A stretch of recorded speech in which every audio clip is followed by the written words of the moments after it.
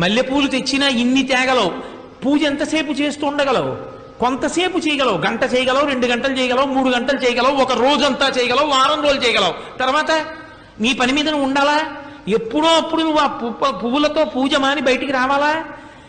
ఈ పువ్వు చేతిలో ఉన్నవాడు నిరంతరం విష్ణువుని పూజిస్తూనే ఉన్నాడు అన్నాడు. నిరంతర పూజ చేస్తూనే ఉంటాడు. పైగా ఈ పువ్వుతో పూజ చేసిన వాడెవడో వాడే విష్ణువుకి ప్రీతిపాత్రుడు. విష్ణువు సంతోషిస్తాడు. ఎందుకని?